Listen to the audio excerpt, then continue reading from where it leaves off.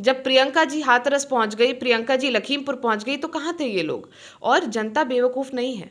जनता भी ये जान चुकी है कि बसपा हो, सपा हो या भाजपा हो, सबने जाति और धर्म पे वोट लिया, लेकिन विकास की बात, उनकी बात किसी ने नहीं करी। और आज जब कांग्रेस पार्टी मजबूती से 403 सीट पे अपना चुनाव लड़ रही है, तो प्रदेश के सारे ही दलों में डर है और डर का भय का माहौल है। और इसी नमस्कार, गोरखपुर लाइव देख रहे हैं आप। आपके साथ मैं हूं नितेश गुप्ता। आज हमारे साथ खास बातचीत करने के लिए मौजूद हैं नोएडा से कांग्रेस के प्रत्याशी पंखुड़ी फाटक जी।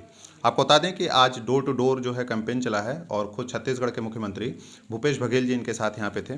पंखुड़ी जी, पहले स्वागत है हमारे चैनल। बहुत धन्यवाद। ये बताइए, चुनाव नज़दीक है, 10 फरवरी को जो है चुनाव होने हैं पहले फेज के। कैसी चल रही है तैयारी? आज तो खुद मुख्यमंत्री भी आपके जो है साथ में थे, प्रचार कर रहे थे, कैसा रिस्पॉन्स रहा? देखिए, बहुत ही ज़बरदस्त रिस्पांस रहा है और नोएडा की जनता लंबे समय से बदलाव का इंतज़ार कर रही थी। कहने को इस क्षेत्र को भाजपा का गढ़ कहा जाता है, लेकिन सच्चाई ये है कि यहाँ पर कभी विकल्प के तौर पे किसी ने बहुत प्रयास किया नहीं। कांग्रेस पार्टी बहुत ही मजबूती से नोएडा में चुनाव लड़ने का काम कर रही है और इसका उदाहरण है कि आज जैसे मुख्यमंत्री जी को, छत्तीसगढ़ के भूपेश बघेल जी को यहाँ पे डोर टू डोर कैंपेन के लिए भेजा गया और पूरे 5 गाँव का उन्होंने भ्रमण किया। बहुत अच्छा उनको लोगों की तरफ से भी रिस्पांस मिला। लोगों ने ये कहा कि कई सारे लोगों ने बताया कि हम तो पुराने कांग्रेस के वोटर हैं, और लोगों ने कहा कि हमारे जो मुद्दे हैं, खासकर जो ग्रामीण क्षेत्र के मुद्दे हैं, हम लोगों की कोई बात पिछले 5 साल में, 10 साल में सुनी नहीं गई है और हम लोग बहुत पछता रहे हैं इस सरकार में, इस विधायक के साथ। और लोगों ने कहा कि हम बदलाव के लिए तैयार हैं और पूरा समर्थन कांग्रेस पार्टी को है। अच्छा, नोएडा से शुरू से ही सीट जो है भाजपा के खाते में रही है, अब आपको यहाँ पे टिकट मिला है। क्या लगता है, कांग्रेस जिस तरीके से लड़की हूँ लड़ सकती का एक थीम लेके चल रही है और 40% महिलाओं को सीट दे रही है, इससे कुछ असर देखने को मिलेगा यूपी में? देखिए, ज़रूर पूरे उत्तर प्रदेश में जो हमारी महिला उम्मीदवार हैं, वो लोग बहुत अच्छा चुनाव लड़ रही हैं। और जहाँ जिस लिस्ट में मेरा नाम अनाउंस हुआ, उसमें कई सारी ऐसी महिलाएं हैं जो ज़मीनी तौर पे लंबे समय से मेहनत कर रही हैं, अलग अलग आंदोलन का वो लोग हिस्सा रही हैं और उनका बहुत अच्छा जुड़ाव अपने क्षेत्र में है। अगर मैं अपनी बात करूँ, मेरे क्षेत्र में जितने आंदोलन हुए हैं, जितने मुद्दे यहाँ पर हैं, चाहे वो फ्लैट बायर्स के मुद्दे हों, हमारे यहाँ डूब क्षेत्र है जहाँ पर बिजली नहीं है, वहाँ का आंदोलन हम कर रहे हैं। जो किसान यहाँ पे 4 महीने से सड़कों पे बैठा हुआ था नोएडा अथॉरिटी के खिलाफ, उस आंदोलन का हम लोग हिस्सा रहे।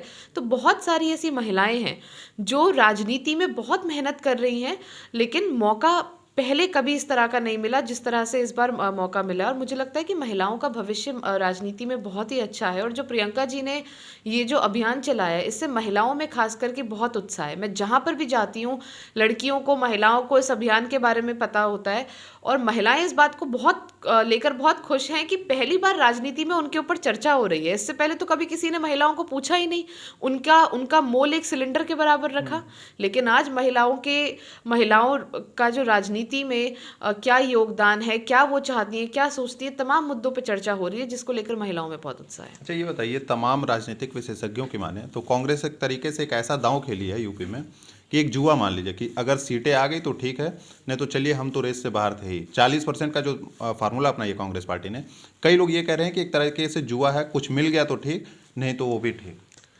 देखिए, मैं ये कहूँगी कि आप इसको जुआ इस तरह से कह सकते हैं कि जिस प्रदेश में सिर्फ जात और धर्म की राजनीति होते आई है, वहाँ पर एक नई राजनीति प्रियंका गांधी जी लेकर आई हैं, जो कि एक अपने में बहुत ही साहसी कदम उनका है।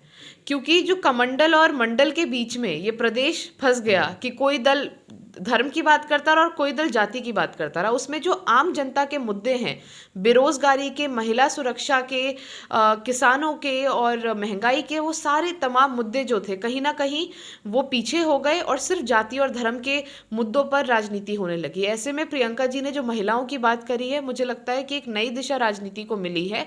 और हो सकता है कि कुछ लोगों को अभी इसके राजनीतिक मायने ना समझ में आ रहे हों, लेकिन महिलाएं अगर जागरूक हो जाए राजनीति को लेकर, तो बहुत बड़ी फोर्स बन के वो उभरेंगी और इस चुनाव में मुझे लगता है पहली बार वो रुझान हम लोग देखेंगे। अच्छा, ये बताइए, 2017 के विधानसभा चुनाव की बात करें तो आप लोगों ने साइकिल का साथ पकड़ लिया था। उस समय निकला था कि यूपी को ये साथ पसंद है। 54 सीटें आई, 7 केवल आपके खाते में आई। इस बार क्या लग रहा है, इस बार तो साइकिल को आप लोगों ने छोड़ दिया और वो भी अखिलेश कह रहे हैं कि हमारी सबसे बड़ी भूल थी कांग्रेस का साथ। क्या आपको लगता है कि ये आपकी भूल थी साइकिल के साथ जाना? देखिए, मुझे लगता है अखिलेश जी तो हर चुनाव में भूल ही करते रहते हैं। पहले उन्होंने कांग्रेस के साथ गठबंधन करके भूल करी, फिर बसपा के साथ गठबंधन करके भूल करी। अब तमाम जो नए जो गठबंधन करें, चुनाव हार जाएंगे तो कहेंगे ये भी मेरी भूल है।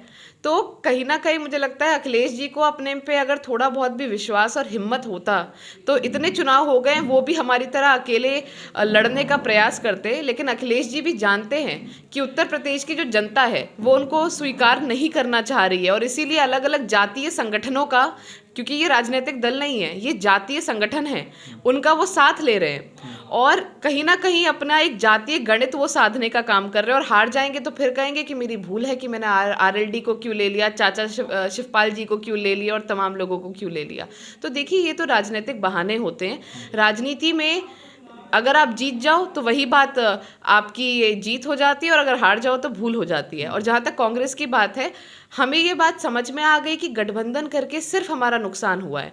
हम लोगों ने अपनी जो राजनीतिक जो भूमि थी, वो ज़मीन जो थी उसको खोया गठबंधन के कारण। सपा के साथ कहीं ना कहीं गठबंधन करने से हमारा कार्यकर्ता, हमारा नेता डिमोरलाइज हुए, हमारी लीडरशिप कमज़ोर हुई, और आज नए सिरे से प्रियंका गांधी जी के आने के बाद से हम अपनी पार्टी को मजबूत कर रहे हैं, ज़मीनी स्तर पे मजबूत कर रहे हैं। और इस चुनाव के बाद आप देखेंगे पूरे प्रदेश में कांग्रेस का एक नया नेतृत्व उभर के आएगा। अच्छा, बात करें अगर नोएडा की, तो नोएडा से पंकज सिंह मैदान में है बीजेपी के। बीजेपी तमाम दावे कर रही है विकास के, सबका लोगों का विश्वास लेके, तमाम चीज़ों को लेके या बीजेपी मैदान में है। क्या लगता है पंकज सिंह जिस तरीके से पिछली बार चुनाव जीते हैं, बड़ा मतलब राजनाथ सिंह के बेटे हैं, एक बड़ा चेहरा वैसे भी है, क्या लगता है टक्कर मतलब धमाकेदार होगी?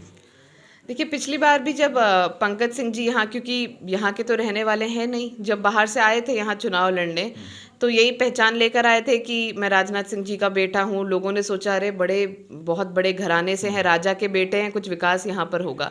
लेकिन 5 साल वो जनता के बीच से गायब रहे, और आज पूरे नोएडा में हर किसी का यही कहना है कि हमसे यही भूल हुई है कि हमने एक सेलिब्रिटी वीवीआईपी विधायक चुना। अब वीवीआईपी विधायक को चुनने का क्या खामियाजा है? पहली बात है वो क्षेत्र में रहते नहीं हैं, दिल्ली में बंगले में रहते हैं, सरकारी बंगले में, क्षेत्र में आते नहीं हैं। पूरे क्षेत्र में किसी व्यक्ति के पास उनका फ़ोन नंबर नहीं है। किसी को कोई समस्या हो जाए तो ये नहीं पता कि विधायक जी मिलते कहाँ हैं, बैठते कहाँ हैं। तो कहीं ना कहीं ये जो क्षेत्र है, उसने अपने आप को बहुत ठगा हुआ महसूस किया है। और मैं जहाँ पर भी जाती हूँ तो लोग यही कहते हैं कि हमने इस बार अपनी गलती जो थी उसको स्वीकार कर लिया। बड़ी उम्मीदों से बहुत बड़े घर के बेटे को हम लेकर आए थे, लेकिन इस बार अपना स्थानीय विधायक हम लोग चाहते हैं। अच्छा, तमाम पार्टियां अलग अलग मुद्दों को लेकर जो है मैदान में हैं, आपका कौन सा प्रमुख मुद्दा रहेगा अगर आप ये चुनाव जीतती हैं तो नोएडा क्षेत्र में वो काम करेंगे? देखिए, मेरे क्षेत्र के बहुत सारे मुद्दे हैं, और तमाम मुद्दे मैं उठाती आई हूँ जिन पे हमारे यहाँ आंदोलन रहे हैं और मैं उनका हिस्सा रही हूँ। जैसा मैंने बताया, हमारे यहाँ एक बहुत बड़ा क्षेत्र ऐसा है जिसको डूब क्षेत्र बोल के मुख्य धारा से दूर रखा गया है। आज भी वहाँ बिजली नहीं है, वहाँ पे पानी के कनेक्शन नहीं है, वहाँ सड़कें नहीं हैं। वहाँ पे बिजली लाना, वहाँ पे उसको मुख्य धारा में लाना, ये मेरी प्राथमिकता है। हमारा जो शहरी क्षेत्र आप देखते हैं, आपको ऊंची ऊंची जो इमारतें दिखती हैं, यहाँ के लोग भी बहुत परेशान हैं। बहुत सारे लोग ऐसे हैं जिन्होंने करोड़ों रुपए दिए, लेकिन आज तक उनको अपने फ्लैट नहीं मिले हैं। फ्लैट मिल गए हैं तो रजिस्ट्री नहीं हुई है, रजिस्ट्री हो गई है तो बिल्डर उनकी बात नहीं सुन रहा है, उनको वो सुविधा नहीं मिल रही है। ये बहुत बड़ा एक मुद्दा है क्षेत्र का। यहाँ के जो ग्रामीण जो लोग हैं वो लगातार आंदोलन कर रहे हैं। आज भी यहाँ के जो गाँव हैं, गाँव के लोगों के पास अपने मकान का मालिकाना हक नहीं है, गाँव में नंबर नहीं है, गांव के लोग अपने घर पे लोन नहीं ले सकते, सही मुआवजा उन्हें नहीं मिला। तो यहाँ पे कोई भी तबका ऐसा नहीं है जो खुश हो, और लगातार वो लोग सब, यहाँ के बड़ा दुर्भाग्य है कि यहाँ की जनता पिछले 5 साल सड़कों पे ही बैठी रही है और उनका कोई सुनने वाला नहीं था। जैसे ही मुझे मौका मिलेगा मैं इन सभी मुद्दों का समाधान करने का काम करूँगी। ठीक है, एक आखिरी सवाल ये कि कांग्रेस पार्टी, क्या लगता है यूपी में विधानसभा चुनाव हो रहे हैं, खैर लोगों की माने तो रेस में कांग्रेस पार्टी नहीं है, लोग रेस में समाजवादी पार्टी और बीजेपी को देख रहे हैं। खैर हो सकता है कि कुछ साइलेंट वोटर जिसको लोग कहते हैं, अगर आपके पक्ष में आते हैं तो क्या लगता है कांग्रेस कितनी सीटें ले आएगी? देखिए, मुझे लगता है कि सबसे बड़ा सबूत इस बात का कि कांग्रेस पार्टी मजबूती से रेस में है, इसका सबसे बड़ा सबूत ये है कि मायावती जी को ट्वीट करके कांग्रेस पार्टी पे निशाना साधना पड़ता है। अखिलेश जी को प्रेस कॉन्फ्रेंस करके कांग्रेस पार्टी पे टिप्पणियां करनी पड़ती है। कहीं ना कहीं ये कांग्रेस पार्टी का डर है कि ये जो जातिगत जो संगठन, जातिगत जो दल है, इनको ये लग रहा है कि इनकी ज़मीन खिसक रही है। और जो भाजपा के खिलाफ जो आज पूरे प्रदेश में माहौल बना है, वो माहौल बनाने का काम भी कांग्रेस पार्टी द्वारा किया गया है। क्योंकि अखिलेश जी और मायावती जी तो घर से निकलते ही नहीं है। जब प्रियंका जी हाथरस पहुंच गई, प्रियंका जी लखीमपुर पहुंच गई, तो कहाँ थे ये लोग? और जनता बेवकूफ़ नहीं है। जनता भी ये जान चुकी है कि बसपा हो, सपा हो या भाजपा हो, सबने जाति और धर्म पे वोट लिया, लेकिन विकास की बात, उनकी बात किसी ने नहीं करी। और आज जब कांग्रेस पार्टी मजबूती से 403 सीट पे अपना चुनाव लड़ रही है, तो प्रदेश के सारे ही दलों में डर है और डर का भय का माहौल है, और इसीलिए कांग्रेस पार्टी पे लगातार ये लोग टिप्पणियां करते हैं।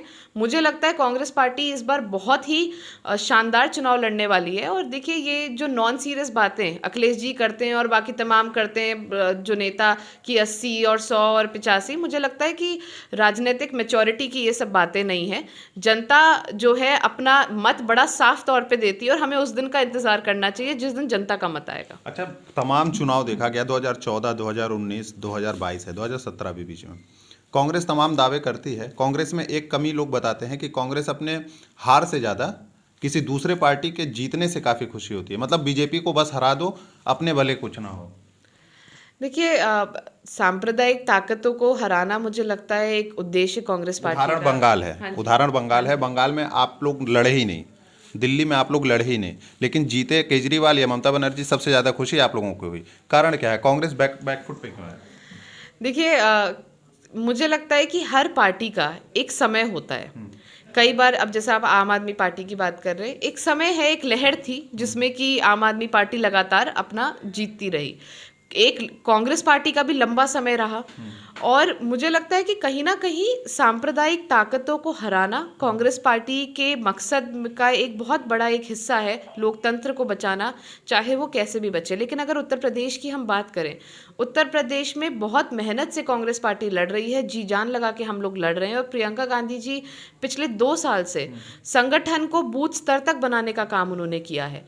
कांग्रेस पार्टी पूरी तरह से उत्तर प्रदेश को लेकर सीरियस है, और प्रियंका गांधी जी इस मिशन से उत्तर प्रदेश में आई है कि कांग्रेस पार्टी, क्योंकि 32 साल से हम लोग सत्ता में नहीं है, और आप लोग समझ सकते हैं कि उत्तर प्रदेश जैसे प्रदेश में, जो कि एक बड़ा राजनीतिक प्रदेश है, सत्ता से बाहर होने के मायने क्या होते हैं। आप बहुत तरह से कमज़ोर हो जाते हैं। ऐसे में बहुत बड़ा चैलेंज वो लेकर आई हैं, और जब तक यहाँ पे वापस से वो कांग्रेस पार्टी को स्थापित नहीं कर देती, वो हार नहीं मानेंगी, और वो लड़ाई हम सभी लोग बड़ी मजबूती से लड़ रहे हैं। पंखुड़ी जी, अभी हम लोग रायबरेली, अमेठी और तमाम जगह भी गए थे। आपका वो गढ़ माना जाता था कांग्रेस का।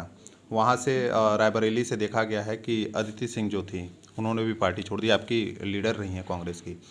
मजबूती कांग्रेस पार्टी की वैसे ही रही है, डमाडोल हो गई है अब? और एक और सवाल इसी में जोड़ना चाहेंगे, आपके मुख्यमंत्री पद के दावेदार कौन रहेंगे? दो, और क्योंकि गोरखपुर से खुद मुख्यमंत्री अब चुनाव लड़ रहे हैं, तो क्या ये माना जाए कि आपकी महासचिव प्रियंका गांधी अब वहाँ से चुनाव लड़ेंगी योगी के खिलाफ? देखिए, अभी कोई इस तरह का अनाउंसमेंट प्रियंका जी का चुनाव लड़ने का नहीं हुआ है। और जहाँ तक आपने लोगों के दल बदलने की बात करी, तो एक चुनावी ये ट्रेंड बन गया है कि चुनाव आते ही हर तरफ के लोग अपने समीकरण देख के, या जो उनको टिकट मिलने की या ना मिलने की संभावना होती है, उसको देखकर अपने जो दल हैं वो बदलते रहते हैं। लेकिन कांग्रेस पार्टी बहुत मजबूत हुई है, और हम लोग ये बात जानते हैं कि कई लोग जिन्होंने कांग्रेस पार्टी को छोड़ा ये सोचकर कि शायद किसी और दल में जाएंगे और बेहतर हम लोगों को वहाँ पे समर्थन या जनता का ज़्यादा हम लोगों को वोट शेयर मिलेगा, आज वो पछता रहे हैं इस बात को लेके। और देखिए, सत्ता जब भारतीय जनता पार्टी की थी, कई लोगों को डरा के, उन पे प्रेशर बना के उनसे पार्टियां छुड़वाई गई और अपने दल में लिया गया।